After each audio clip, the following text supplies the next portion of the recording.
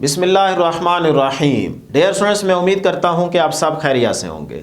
Class 9th subject physics की new book का हम chapter number 1 physical quantities and measurements को लेके चल रहे हैं।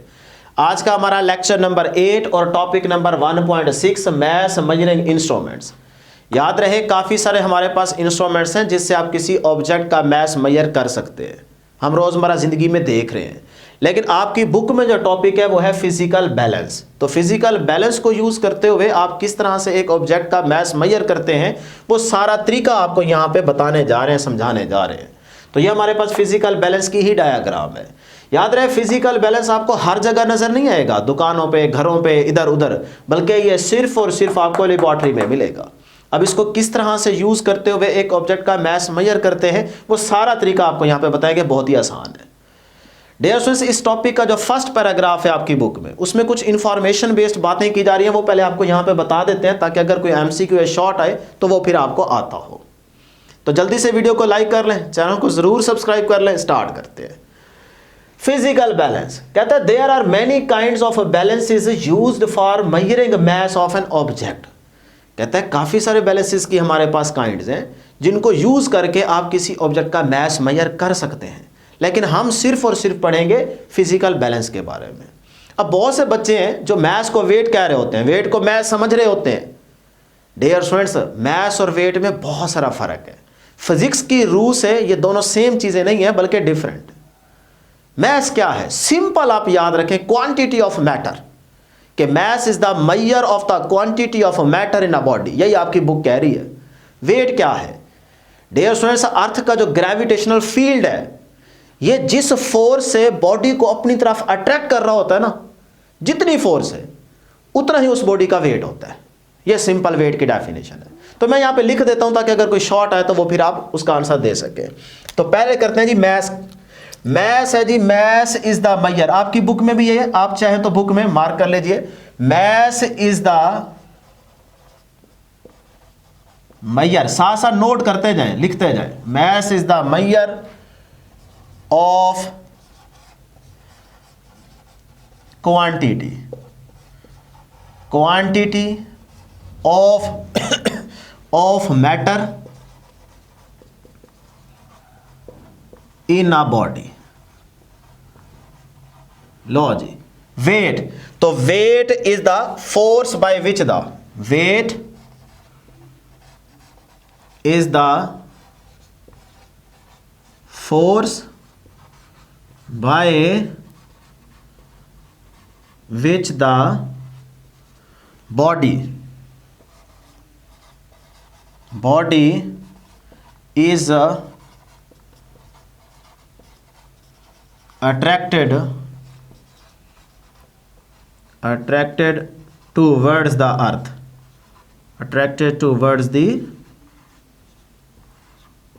earth, लो जी, शॉर्ट में पूछा तो आप इस तरह से जवाब देंगे।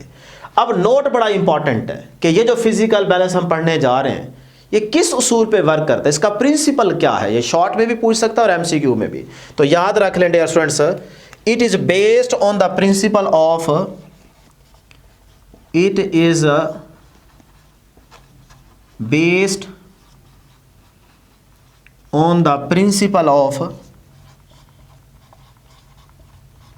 on the principle of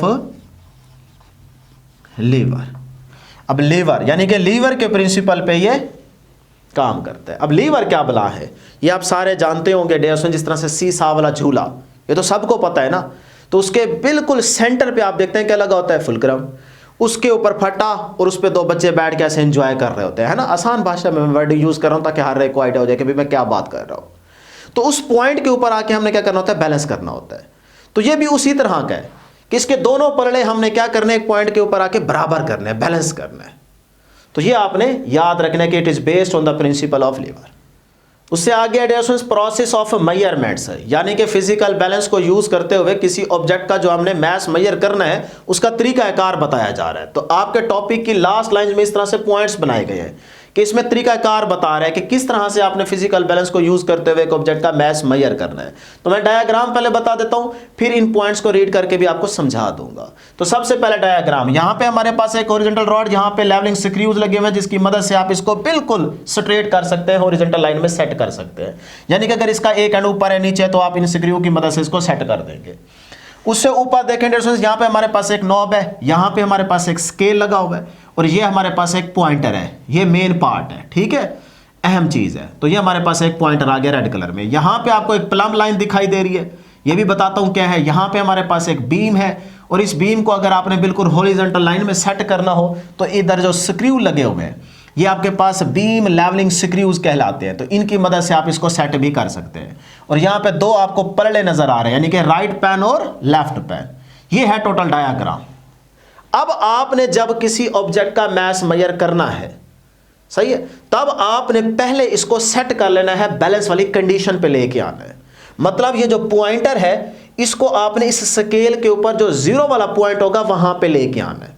हो सकता है पहले ये पलड़ा नीचे हो, ये ऊपर हो, ये नीचे हो, वो ऊपर हो, तो आपने इसको पहले सेट कर लेना है। कैसे सेट करेंगे देखें। और ये भी हो सकता है कि ये पलड़े यहां पे मिले हुए हों, सही है, जैसे पुराने दौर में एक बीम बैलेंस होता था, उसको उठाते थे तो तभी वो नीचे से ऊपर होते थे। तो अब यहां से ना पहले इसको सेट करेंगे हॉरिजॉन्टल लाइन में, फिर उसके बाद अगर ये पलड़े यहां पे मिले हुए हैं, तो इस नॉब को रोटेट करवा के इन पलड़ों को ऊपर करेंगे। ये जैसे ही ऊपर होंगे तो बीम ऊपर हो जाएगी। हो सकता है ऊपर होते हुए ये बीम थोड़ी सी इधर या इधर झुकाव कर ले, तो आपने फिर इन स्क्रूज की हेल्प से इसको क्या करना है, बिल्कुल हॉरिजॉन्टल लाइन में लेके आना है। तब आप देखेंगे कि ये जो आपका पॉइंटर होगा, ये जीरो वाले लाइन पे या जीरो वाले पॉइंट पे सेट हो जाएगा, शो हो जाएगा। तब इसका मतलब ये बैलेंस कंडीशन पे होगा। फिर आपने क्या कर रहे हैं, राइट वाले पलड़े के अंदर या पैन के अंदर आपने वो वेट रखना है जिसके बारे में आप जानते हैं, जो आपको मालूम है। और इस लेफ्ट वाले पैन के अंदर वो आपने ऑब्जेक्ट प्लेस करना है जिसका वेट आप मेजर करना चाह रहे हैं। क्लियर। फिर उसके बाद आपने वेट को ऊपर नीचे कम ज्यादा कर करके, छिड़पंगा कर करके, आपने इस पॉइंटर को स्केल के ऊपर जीरो वाले पॉइंट पे लेके आना है। तो जैसे ही आप उस स्केल को या पॉइंटर को इस स्केल के जीरो वाले पॉइंट पे लेके आएंगे, तब ये दोनों पलड़े बराबर हो जाएंगे। तब इसका मतलब आपके पास उस ऑब्जेक्ट का एक स्टैंडर्ड मास कैलकुलेट हो चुका है। ये है तरीका, सिंपल। यही बात आपकी बुक इन पॉइंट्स में कर रही है। देखिए मैं जरा रीड कर देता हूं ताकि आपका डर खौफ खत्म हो जाए कि पता नहीं यही बातें हो रही हैं कि नहीं। नंबर 1 कहता है level base of balance using the levelling screws until the plumb line is exactly above the pointed mark. कहता है इन स्क्रू की मदद से ना, ये जो लेवलिंग स्क्रू है, इनकी मदद से आप क्या करें कि ये जो प्लम लाइन है ना, इसको उस पॉइंटेड मार्क के बिल्कुल ऊपर लेके आए। जब तक ये ऊपर नहीं आती तब तक आप इन स्क्रू की मदद से छेड़ पंगे करते रहे। सही है, बिल्कुल इसको सीधा होना चाहिए। उसके बाद कहते हैं turn the knob pans are raised up. कहते हैं अगर ये दोनों पलड़े यहां पे मिले हुए हैं तो फिर इस नॉब को रोटेट करवा के आप इन पलड़ों को थोड़ा ऊपर करें। जब ये ऊपर होंगे तो जाहिर सी बात है बीम भी थोड़ी सी ऊपर हो जाएगी। ठीक है, जब बीम ऊपर होगी तो इसका मतलब वो किसी एक तरफ झुकाव भी कर सकती है। तो फिर वो कहता है इन बैलेंसिंग बीम स्क्रू की मदद से आप इसको क्या कर दें, हॉरिजॉन्टल कर दें, हॉरिजॉन्टल कर दें। यहां तक ये खत्म। आगे कहता है place the object to be weight on the left pan. जिस ऑब्जेक्ट का आप वेट मेजर करना चाह रहे हैं उसको वो कहता है लेफ्ट वाले पलड़े में आप प्लेस करते हैं। फिर आगे कहता है नॉन वेट राइट पैन, जिसके बारे में आपको पता है कि इसका इतना वेट है, उसको वो कहता है इस पलड़े में रख दें। आगे कहते हैं adjust the weight so that pointer remains on zero. कहता है तब तक इन वेट्स को आप एडजस्ट करते रहें जब तक कि ये आपका जो पॉइंटर है ये स्केल के ऊपर जीरो वाले पॉइंट पे नहीं आ जाता, तब तक आप वेट के साथ छेड़पंगा करते रहें। सही है। आगे कहते हैं जी ऑसिलेट्स इक्वली, तो जैसे ही ये दोनों बराबर हो जाए तब आपने छोड़ देना है। The total of standard mass is the measure of the mass of the object in the left pan.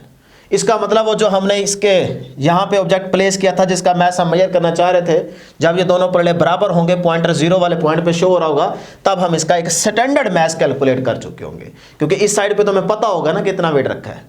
ये है सिंपल तरीका फिजिकल बैलेंस की मदद से किसी ऑब्जेक्ट का मास मेजर करना। सिर्फ प्रॉब्लम यह है कि हम ये रखते नहीं है, इस इंस्ट्रूमेंट को यूज नहीं करते, अदरवाइज इससे आप आसानी से किसी ऑब्जेक्ट का मास मालूम कर सकते हैं।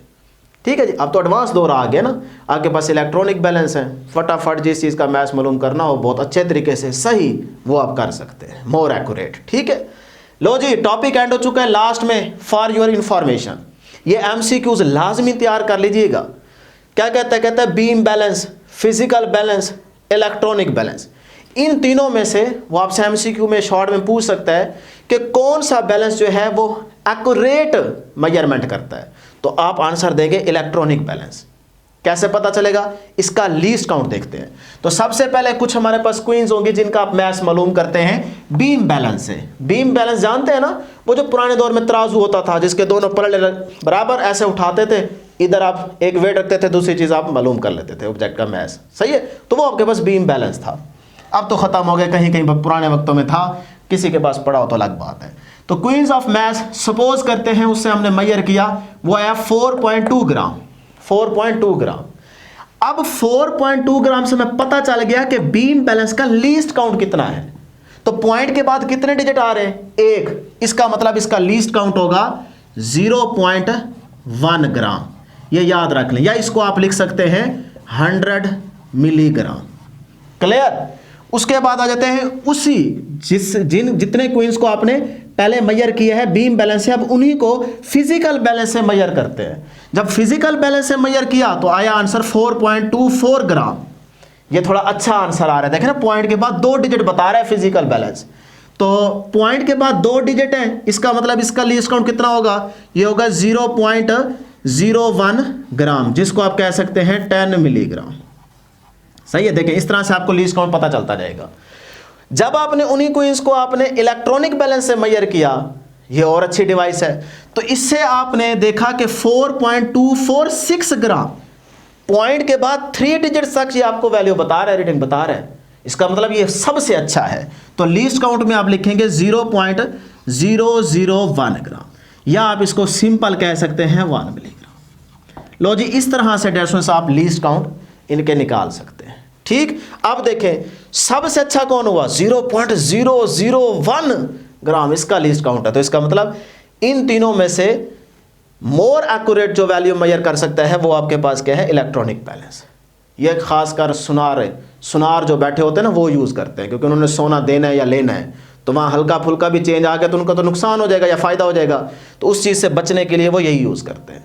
ये थी डियर स्टूडेंट्स हमारे पास आज के टॉपिक की डिस्कशन। उम्मीद करते हैं आपको हर एक चीज़ क्लियर होगी। इसको बैठ के तैयार करें, इंशाल्लाह नेक्स्ट वीडियो में जल्द मुलाकात होगी। अल्लाह हाफिज़।